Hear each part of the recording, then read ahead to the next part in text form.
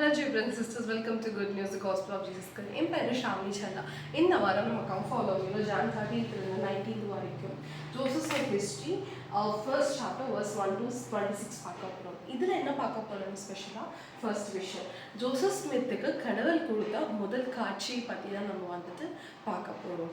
இந்த காட்சிக்குள்ளே போகிறதுக்கு முன்னாடி நம்ம வந்துட்டு ஜோசப் ஸ்மித் இந்த ஹிஸ்ட்ரி அப்படின்ற சொல்கிற இந்த புக்கு வந்துட்டு Pearl of Great Priceல இருக்கும். Pearl of Great Priceல என்னென்ன இருக்கும்னா புக் ஆஃப் அப்ரஹாம் இருக்கும், புக் ஆஃப் மோசஸ் இருக்கும், அண்ட் ஜோசப் ஸ்மித் ஹிஸ்ட்ரி இருக்கும்.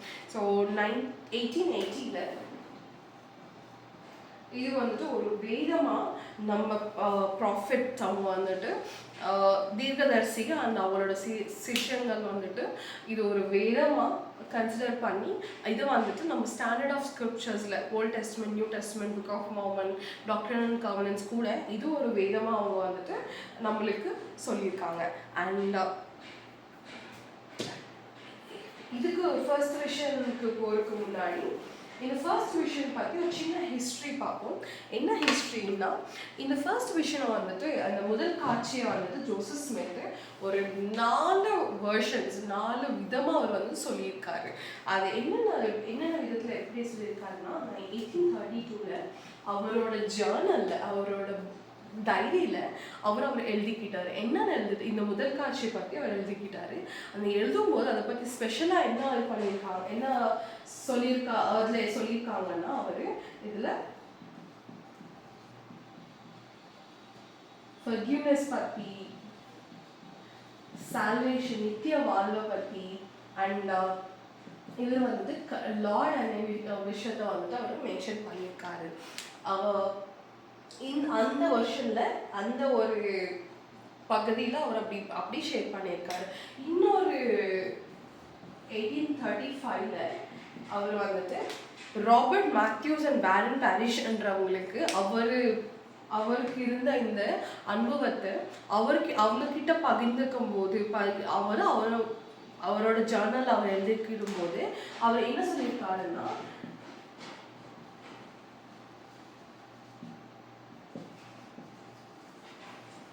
இது ஃபர்கிவ்னஸ் அண்ட் சால்வேஷன் கூட அவர் ரெண்டு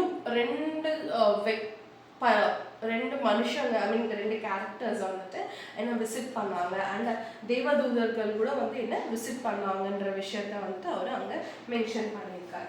இன்னொன்று 1838 வருஷனில் அவர் வந்துட்டு இதுதான் வந்துட்டு பப்ளிக் வெர்ஷன்.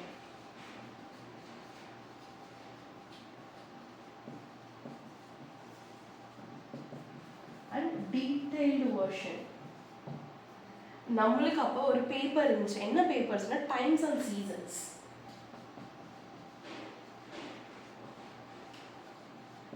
டைம்ஸ் அண்ட் சீசன்ன்ற ஒரு பேப்பர் நம்மளோட சர்ச் மெம்பர்ஸ்க்கு இருந்துச்சு.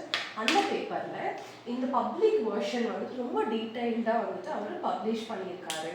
அந்த பப்ளிஷ் பண்ணும்போது அவர் வந்துட்டு இதை அவங்க 2 கேரக்டர்ஸ் பற்றி, ஏஞ்சல்ஸை பற்றி ரொம்ப டீட்டெயிலாக மென்ஷன் பண்ணியிருக்காரு. நம்ம இந்த 1838 வெர்ஷனில் தான் வந்துட்டு இப்போ நம்ம Pearl of Great Priceல பார்த்துட்ருக்கோம். அண்ட் நம்ம சர்ச்சுக்கு வந்த ஸ்டார்டிங்கில் நமக்கு மிஷனரிஸ் டீச் பண்ணப்போ சரி, நம்ம லைஃப்பில் நம்ம இதை அக்செப்ட் பண்ணப்போ சரி, நம்ம வந்துட்டு இந்த பப்ளிகேஷனை தான் வந்து நம்ம பார்த்துருப்போம். அண்ட் இது இல்லாமல் இன்னொரு வெர்ஷன் எப்போ சொல்லியிருக்காருன்னா, 1842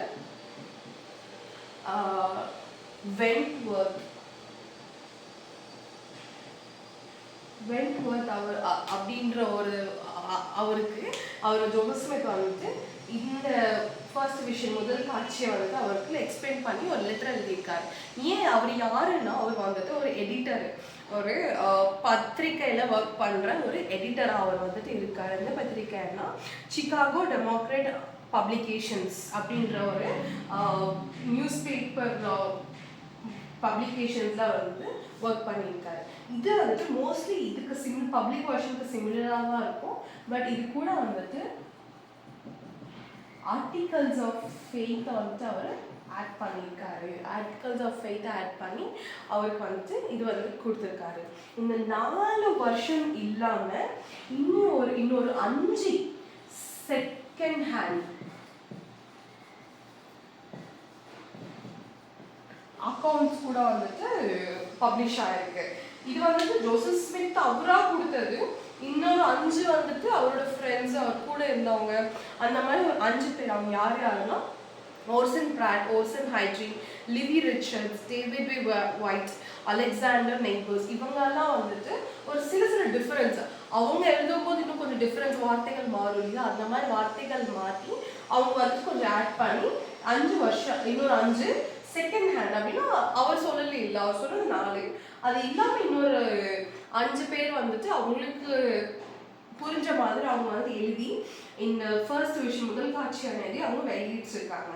நமக்கு ஒரு கொஸ்டின் வரலாம், ஜோசப் ஸ்மித் தானே ஃபர்ஸ்ட் விஷயம் கடவுள் வந்துட்டு ஜோசப் ஸ்மித் தானே காட்சி கொடுத்தாரு, ஒரே மாதிரி தானே காட்சி கொடுத்துருப்பாரு, ஆனால் ஏன் அவர் வந்துட்டு 4 விதமாக சொல்லியிருக்காரு, 4 பர்சன்ஸ்க்கு 4 பேர்த்துக்குமே டிஃப்ரெண்டாக சொல்லியிருக்காருன்னு அவங்களுக்கு அப்படி கொஸ்டின் வரலாம். ஆனால் இதை பற்றி நான் வந்து தெரிஞ்சுக்கும் போது நான் என்ன கற்றுக்கிட்டேன்னா, ஒருவேளை எனக்கு இந்த மாதிரி ஒரு தெய்வீகமான ஒரு வெளிப்பாடுகள் எனக்கு வந்துச்சுன்னா நான் ரொம்ப ஸ்பெஷலாக ஃபீல் பண்ணுவேன் ஃபர்ஸ்ட் திங்.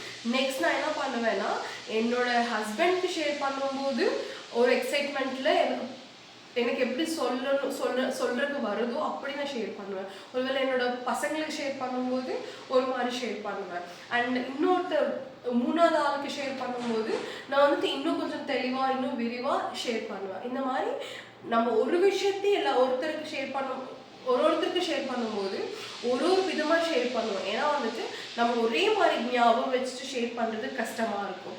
அண்ட் கடவுளை நம்மளை எப்படி உணர்த்துறாரோ அப்படி நம்ம வந்து ஷேர் பண்ணுவோம். அதே மாதிரி தான் ஜோசப் ஸ்மித் இந்த ரெண்டுமே வந்துட்டு அவரோட பர்சனலாக அவர் வந்து ஷேர் பண்ணியிருக்காரு. அவர் பர்சனலாக சொல்லும்போது கடவுள் அண்ட் பரிசுத்தார் அவங்க அவருக்கு என்ன உணர்த்தினாங்களோ அது பிரகாரமாக அவங்க வந்துட்டு ஷேர் பண்ணியிருக்காங்க. அண்ட் இது வந்துட்டு பப்ளிக், ஆனால் எல்லாருக்குமே போய் சேரும் போது அவர் இன்னும் கடவுளோட வெளிப்பாட்டை வாங்கி அவருக்கு வந்த அந்த காட்சியை எப்படி சொன்னா இல்லை எந்த வார்த்தைகள் வந்துட்டு சொன்னா எல்லாருக்குமே வந்துட்டு கடவுள் அந்த அந்த ஃபர்ஸ்ட் காட்சி வந்து போய் சேரும் அப்படின்ற கடவுள்கிட்ட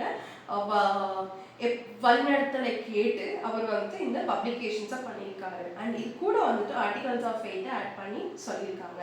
இது நம்மளுக்கு அவங்க ஒருவேளை நான் உங்களுக்கு ஷேர் பண்ணுறேன்ல, அப்போ உங்களுக்கு ஒரு மாதிரி புரியும். நீங்கள் அது இன்னொருக்கு ஷேர் பண்ணும்போது அது வேறு விதமாக போகும் இல்லையா, அந்த மாதிரி.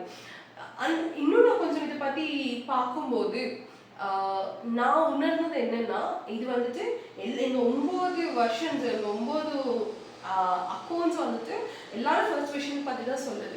அண்ட் எல்லாமே ஒன்று தான் வந்துட்டு குறிக்குது. என்னன்னா, ஜோசப் ஸ்மித்க்கு Jesus Christ and Heavenly Father வந்துட்டு காட்சி கொடுத்தாங்க. அண்ட் அவங்க 2 பேருமே டிஃப்ரெண்ட் பீயிங்ஸ். அண்ட் அவங்க 2 பேருமே சொன்னது என்னன்னா, இந்த உலகத்தில் அவங்களோட சுவிசேஷம் வந்துட்டு உண்மையா இல்லை அப்படின்ற விஷயத்த அவங்க வந்துட்டு ரொம்ப தெளிவாக ஜோசப் ஸ்மித்க்கு சொல்லியிருக்காங்க. இதே மாதிரி நம்ம பார்த்துக்கிட்டோம்னா நிறைய எக்ஸாம்பிள்ஸ் இருக்கு. இப்போ நியூ டெஸ்ட்மெண்ட் பார்த்தோன்னா, புதிய ஏற்பாடு பார்த்தோன்னா அதில் ஜீசஸ் கிரைஸ்டோட வாழ்க்கையை பற்றி தான் எழுதியிருப்பாங்க. பட் அது வந்துட்டு ஒரு 5 வெர்ஷன்ஸில் எழுதியிருப்பாங்க. மேத்யூ ஒரு வெர்ஷன் எழுதியிருப்பாங்க, மார்க் ஒரு வெர்ஷனில், லூக், ஜான், இவங்க அந்த 4 பேருமே வந்துட்டு ஒரு வெர்ஷனில் அவங்க ஜீசஸ் கிரைஸ்ட் எந்த கோணத்தில் பார்க்குறாங்க அப்படின்ற விஷயங்களை அவங்க எழுதியிருப்பாங்க. அண்ட் அதே மாதிரி தான் ஜோசப் ஸ்மித்துமே நான் அவங்களுக்கு ஒருத்தருக்கு சொல்லும் போது எந்த கோணத்தில் சொன்னால் அவங்களுக்கு புரியும், அவங்களுக்கு என்ன தேவைன்றத மனசில் வச்சுக்கிட்டு ஹோலி கோஸ்ட் பரிசுத்த ஆவியோட உணர்த்தலோட அவர் வந்துட்டு அதை ஷேர் பண்ணியிருக்காங்க.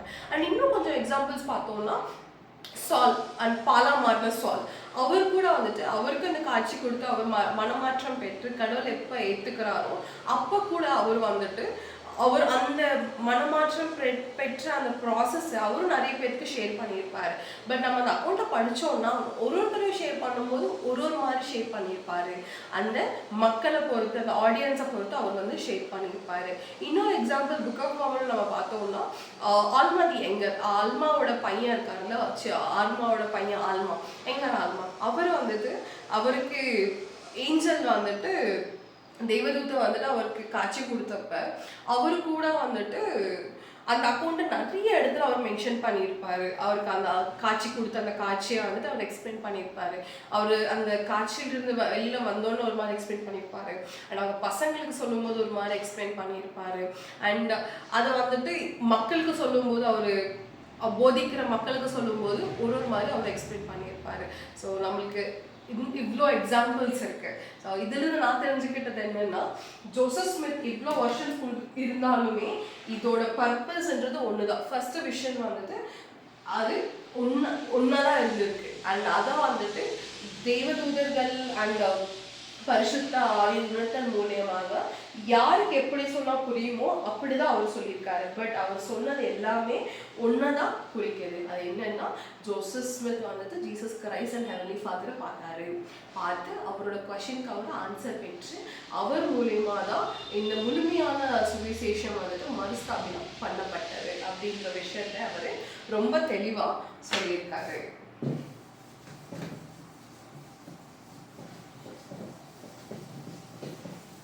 ஸோ இதுதான் ஃபர்ஸ்ட் விஷனோட லிட்டில் பேக்ரவுண்ட் ஹிஸ்ட்ரி.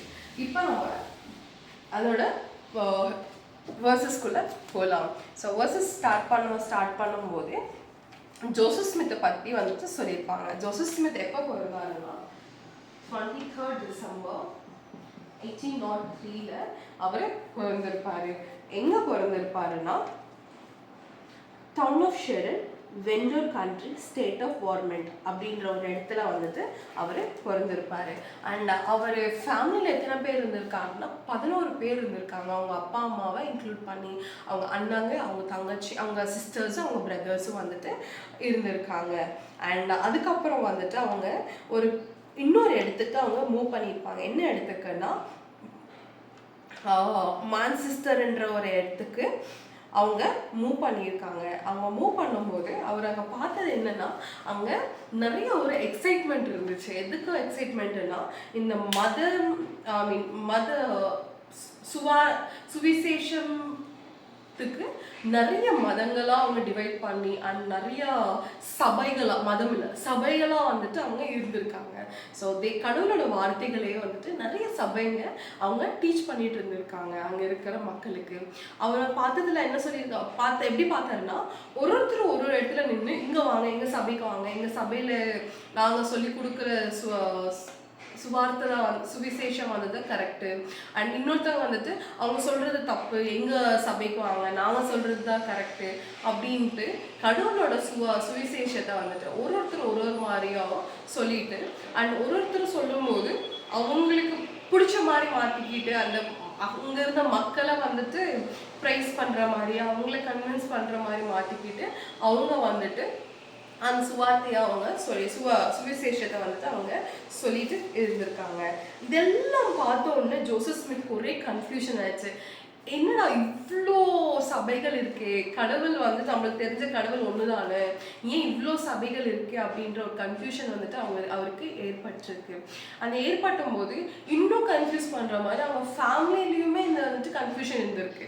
ஏன்னா அவங்க அப்பா ஒரு சபைக்கு போறாரு, அம்மா ஒரு தம்பி தங்கச்சியில் ஒரு சபைக்கு போறாங்க, இன்னொருத்தவங்க இன்னொரு சபைக்கு போறாங்க. அவங்க குடும்பத்துக்குள்ளேயே நிறைய சபைக்கு போக ஆரம்பிச்சாங்க.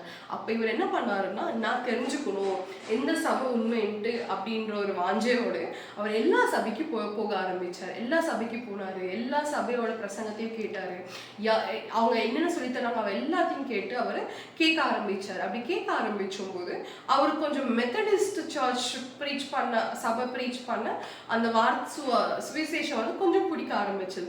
பட் அவர் என்ன சொன்னாருன்னா, நான் 14 வயசு பையன், என்னால் எது உண்மை எது கரெக்ட் எது தப்பு அப்படின்ற ஒரு முடிவுக்கு வர முடியாது. அதனால நான் எந்த சபையிலும் நான் சேர மாட்டேன், நான் இன்னும் என்னோட கேள்விக்கு பதில் கிடைக்கிற வரைக்கும் நான் தேடிட்டே இருப்பேன் அப்படின்னு சொல்லிட்டு அவர் தேடலை வந்துட்டு ஆரம்பிச்சாரு.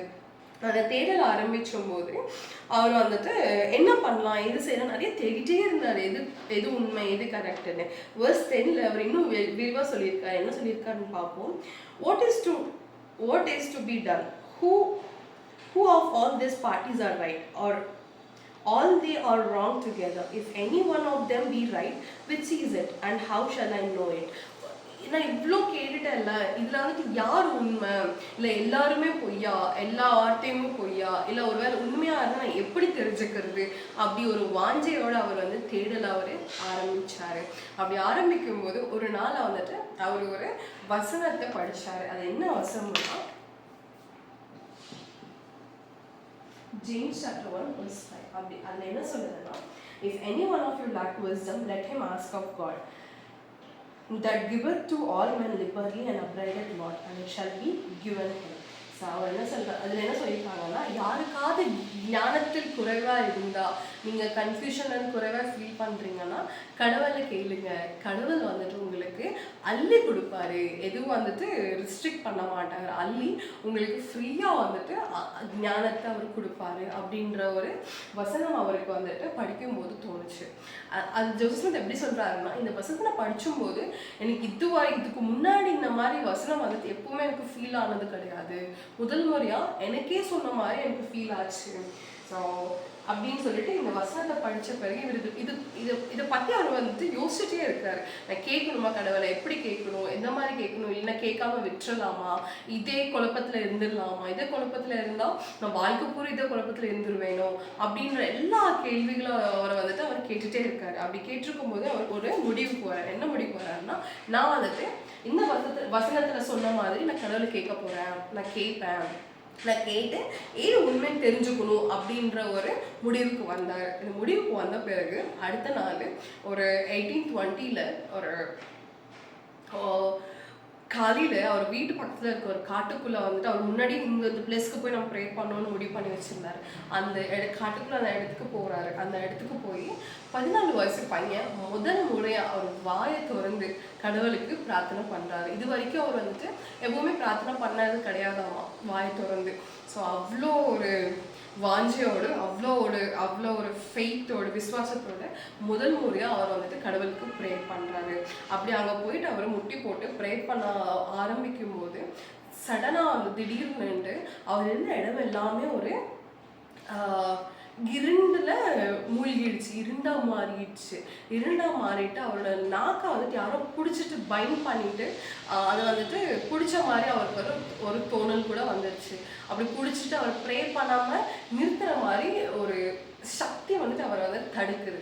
அப்படி தடுக்கும் போது அவர் பயந்துட்டு அவ்வளோதான், நான் முடிஞ்சுட்டேன், என்னோட அழிவு வந்துடுச்சு, நான் அழிய போகிறேன், நான் வந்துட்டு ஏதோ வந்து ரொம்ப தடுக்குது அப்படின்ற ஒரு பயம் வந்துடுச்சு அவருக்கு. ஒரு பயம் வந்த பிறகு அவர் இன்னும் விசுவாசமாக கடவுளை வந்துட்டு அவர் மனசார கடவுளை அழைக்கிறாரு. அப்படி அழைக்கும் போது என்ன நடக்குதுன்னா, ஒரு சம்பவம், ஒரு பில்லர்னா ஒரு ஸ்தம்பம், அந்த ஸ்தம்பமாக ஒரு லைட்டை வந்துட்டு அவர் மேலே விழுகுது. அப்படி விழுந்தும் போது அவர் வந்துட்டு அதை அவரை இது வரைக்கும் சூழ்ந்திருந்த அந்த இருட்டு, அந்த அவர் நாக்கை வந்துட்டு பிடிச்சி வச்சிருந்த அந்த சக்தி எல்லாமே ஃப்ரீயாக விட்டுருச்சு. அவரோட ஓன் வேர்ட்ஸை நம்ம பார்ப்போம். அது verse 16 and 17 and it says, I saw a pillar of light exactly over my head, above the brightness of the sun, which descended gradually until it fell upon me. It no sooner appeared than I found myself delivered from the enemy which held me bound. When the light rested upon me, I saw two personages, whose brightness and glory defy all description. Standing above me in the air, one of them spake unto me, calling me by name, and said, pointing to the other, this is my beloved son, hear him. எவ்வளோ அருமையாக வந்துட்டு அவருக்கு வந்துருக்கு பாருங்க. அவர் அப்படி prayer பண்ணும்போது ஒரு வெளிச்சம் வந்துட்டு அவர் மேலே வைக்குது. அந்த வெளிச்சம் எப்படி இருக்குன்னா ரொம்ப பிரகாசமாக இருக்குது. எப்படி பிரகாசமாக, ஒரு சூரியனை விட பிரகாசமாக இருக்குது. அவரை டேரெக்டாக கண்ணை திறந்து பார்க்க முடியாத அளவுக்கு அந்த பிரகாசமாக இருக்குது. அந்த பிரகாசத்தில் அவங்க வந்துட்டு ஒரு 2 பேர் இறங்கி வராங்க. அந்த 2 பேர் இறங்கி வரும்போது அவங்களோட பிரகாசம், அவங்களோட க்ளோரி எப்படி இருக்குன்னா அதை டிஸ்கிரைப் பண்ண வார்த்தையே இல்லை அப்படின்னு சொல்கிறேன். என்னால் டிஸ்கிரைப் பண்ண முடியல அப்படின்னு அவர் சொல்கிறாரு. சொல்லிட்டு அதில் ஒருத்தர் வந்துட்டு இன்னொருத்தரை காட்டி, இவர் ஜோசஃபை பேரால் அழைத்து, ஜோசப் இது என்னோட குமாரன், நேசகுமாரன், இவரோட வார்த்தைகளை நீ கேளு அப்படின்ற விஷயத்த அங்கே சொல்கிறாரு. இது மூலியமா நம்ம என்ன நம்மளுக்கு என்ன டெஸ்டிஃபை பண்ணுதுன்னா, Joseph Smith, Jesus Christ and Heavenly Father is different personages. And இவங்க 2 பேருமே வந்துட்டு ஹெவன்லி ஃபாதரே சொல்கிறார், என்னோட குமாரன், என்னோட நேசகுமாரன், என்னோட வார்த்தைகளை கேளு அப்படின்ட்டு ஜோசப் ஸ்மித்துக்கு மட்டும் இல்லாமல் நம்மளுக்கு எல்லாத்துக்குமே ஒரு அழைப்பு கொடுக்குற மாதிரி நான் ஃபீல் பண்ணேன். அண்ட் அந்த மாதிரி கொடுக்கும்போது ஜோசப் ஸ்மித் அவர் வந்துட்டு கேட்குறாரு இந்த கொஷின். ஸோ அவர் அந்த கேள்வியோடு தான் போனார். அந்த கேள்வியை வந்துட்டு அவர் கேட்குறாரு, நான் வந்துட்டு எந்த சர்ச்சை ஜாயின் பண்ணுவேன், எந்த சபையில் நான் ஜாயின் பண்ணுவேன், எந்த சபை உண்மை, யார் சொல்கிற சுவார்த்தை வந்துட்டு உண்மை, ஒருவேளை தப்பாக இருந்தால் எந்த சர்ச்சை தப்பு, எந்த வந்து உண்மை, நான் எப்படி தெரிஞ்சுக்கணும் அப்படின்ற விஷயத்த அவர் கேட்குறாரு. அப்படி கேட்கும்போது அதுக்கு அவர் ஆன்சர் பண்ணுறாரு. verse 19 என்ன சொல்கிறாருன்னா, personages who addressed me said that all their creeds were an abomination in his sight, that those professors were all correct, that they were drawn near to me with their lips, but their hearts are far from me. They teach for doctrines the commandments of men, having a form of godliness, but they deny the power thereof. என்ன சொல்றாருன்னா, இங்க அங்க இருக்க எல்லாருமே வந்துட்டு அவங்க வாயால தான் என்கிட்ட அவங்க வார்த்தைகளால தான் என்கிட்ட ஃபீல் பண்ணுறதுக்கு அவங்க ட்ரை பண்ணுறாங்க. பட் அவங்க மனசளவில் எனக்கு அவங்களுக்கு ரொம்ப தூரம் இருக்குது. அண்ட் அவங்க எல்லாமே வந்துட்டு கரப்ஷனில் இருக்காங்க. அப்படின்னா அவரோட வார்த்தைகளை வந்துட்டு பொல்யூட் பண்ணிட்டு இருக்காங்க. அண்ட் அவங்க யாருமே சொல்கிற வார்த்தை உண்மை கிடையாது.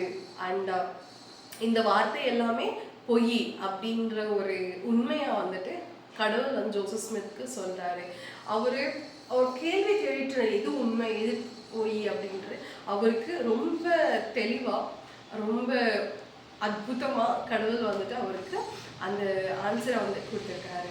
அண்ட் இதுக்கப்புறம் உப்பு மூலயமா நான் என்னோட முழுமையான சுவிசேஷத்தை இந்த உலகத்துக்கு நான் கொண்டு வருவேன் அப்படின்ற விஷயத்துக்குமே வந்துட்டு அவரை ரொம்ப தெளிவாக அவருக்கு மென்ஷன் பண்ணுறாரு. ஸோ ரொம்ப அற்புதமான ஒரு எக்ஸ்பீரியன்ஸ் இல்லையா ஃபர்ஸ்ட் விஷயம். ஏன்னா ஒரு 14 வயசு பையன் அவருக்கு இருந்த ஒரு கேள்வியை அவர் விசுவாசமாக கேட்டதுனால கடவுளே இறங்கி வந்து அவருக்கு பதில் கொடுத்துருக்காரு. அவர் எவ்வளோ ஒரு ப்ரிப்பேர்டாக இருந்திருப்பார் ஜோசப் ஸ்மித், இல்லைன்னா எவ்வளோ ஒரு விசுவாசத்தோடு அவர் இருந்திருப்பார். அண்ட் அதுக்கப்புறம் ஜோசப் ஸ்மித் இது முடிஞ்சோடனே அவர் 14 வயசு பையனுக்கு இவ்வளோ பெரிய ஒரு காட்சி காமிச்சோடனே ரொம்ப எக்ஸைட்டடோட ரொம்ப பக்தியோட அவர் சொல்லணும் அப்படின்னு ஷேர் பண்ணணும் போகிறார். யாருக்கு ஷேர் பண்ணணும்னு போகிறாருன்னா, அவர் மெத்தடிஸ்ட் ப்ரீஸ்ட் அவர் கூட ஃப்ரெண்டானார் இல்லையா, அவருக்கு ஷேர் பண்ணணும் அப்படின்ட்டு அவர் போகிறாரு. அவருக்கு ஆன்சர் கிடைச்சிருச்சு அப்படின்ற ஒரு சந்தோஷத்தோடு அவர் போகிறாரு. போகும்போது இவர் என்ன சொல்கிறாரு, அவர் எப்படி பிஹேவ் பண்ணுறாருன்னு பார்ப்போம். verse 21 I took occasion to give him an account of vision which I had. I was greatly surprised at his behavior. He treated my communication not only lightly but with great contempt, saying it was all of the devil, that there was no such thing as visions or revelations in these days, that all such things had ceased with the apostles and that there would never be any more of them. So இவர் என்ன சொல்றாரு, நான் மெத்தடிஸ்டோட priest, நீ பார்த்ததெல்லாம் வந்துட்டு சாத்தான் கொடுத்த ஒரு காட்சி தான். இந்த காலத்துல காட்சிகள் வெளிப்பாடுகள்ன்றது இல்லை. அந்த வெளிப்பாடுகள் அந்த காட்சிகள் வந்துட்டு ஜீசஸ் கிரைஸ்டோட சீடர்களோடய முடிஞ்சிருச்சு. கடவுள் வந்துட்டு இப்போ இந்த காலத்துல யாருக்குமே வெளிப்பாடுகள் அந்த காட்சிகள் கொடுக்க மாட்டாரு இல்லை அப்படின்ற விஷயத்த ரொம்ப ஒரு மாதிரி பிஹேவ் பண்ணி அவருக்கு வந்து சொல்றாரு. ஜோசப் ஸ்மித்துக்கு என்ன தோணுச்சுன்னா, அதையும் இப்படி சொல்றாரு அப்படின்னு தோணுச்சு. அப்படி தோணுனாலுமே நம்மளுக்கு தெரிஞ்சது அவருக்கு புரிஞ்சது என்னன்னா, கடவுள் வந்துட்டு எல்லா காலத்திலையுமே அவரோட குழந்தைங்களை ஒரே மாதிரி தான் நேசிப்பாரு. ஒருவேளை அவரோட சீடர்கள் இறந்த பிறகு அந்த அவரோட அதிகாரமும் அவரோட ரெவலேஷன்ஸ் வெளிப்பாடுகளும் எடுக்கப்பட்டாலுமே மறுபடியும் அவரோட குழந்தைங்களும் அவர்கிட்ட வரணும்னு அவர் எதிர்பார்ப்பார் இல்லையா. அவர் அந்த ஆப்பர்ச்சுனிட்டி வேண்டிதான் அவர் வெயிட் பண்ணிட்டு இருந்தாரு. ஸோ ஜோசப் ஸ்மித் மூலயமா மறுபடியுமே அந்த வெளிப்பாடுகளும் காட்சிகளும் அதிகாரத்தை இந்த உலகத்துக்கு கொண்டு வந்து அவர் மறுபடியும் அவரோட முழுமையான சுவிசேஷத்தை இந்த உலகத்துல மறுஸ்தாபிதம் பண்ணாரு. அண்ட் ஜோசப் ஸ்மித்தை வந்து இது ரொம்ப தெளிவாக verse 25 அவர் டெஸ்டிமோனி கொடுத்துருப்பாரு. நான் கடவுளை பார்த்தது உண்மை, நான் ஜீசஸ் கிரைஸ்டையும் ஹெவன்லி ஃபாதர் பார்த்தது உண்மை, அண்ட் அவங்க எனக்கு இருந்த கேள்விக்கு ஆன்சர் கொடுத்தது உண்மை. அண்ட் இந்த உலகத்தில் மறுபடியும் காட்சிகளும் அவரோட வெளிப்பாடுகளும் தொடங்கி விட்டது. அண்ட் அவர் அதிகாரத்தோடு அவரோட சபை அவரே வந்துட்டு அவர் பேர்ல அவர் நியமிப்பாரு. அண்ட் இதை நான் டினை பண்ண மாட்டேன் வாழ்க்கையில. And Jesus Christ and Heavenly ஃபாதரும் டினை பண்ண முடியாது அப்படின்ற அவரோட சாட்சியத்தை அவங்க வந்துட்டு ஜோசப் ஸ்மித் வர்ஸ் 25 ரொம்ப தெளிவாக கொடுத்துருக்காரு.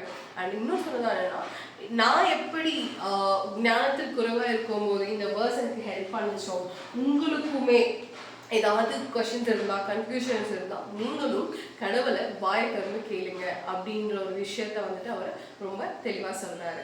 இந்த மொத்தம் ஜோசப் ஸ்மித்தோட ஃபர்ஸ்ட் விஷனில் நான் கற்றுக்கிட்டது என்னன்னா, அவர் மாதிரியே நம்மளுக்கும் நிறைய கொஸ்டின்ஸ் இருக்கும் நம்ம லைஃப்பில் கன்ஃபியூஷன்ஸ் இருக்கும். எது தப்பு, எது கரெக்டு, எந்த வழி போகணும், எப்படி போகக்கூடாதுன்ற எல்லா கொஸ்டின்ஸ் இருக்கும் இல்லையா? அந்த மாதிரி கொஸ்டின்ஸ் இருக்கும்போது நம்ம பண்ண வேண்டிய விஷயம் என்னன்னா, அதுக்கு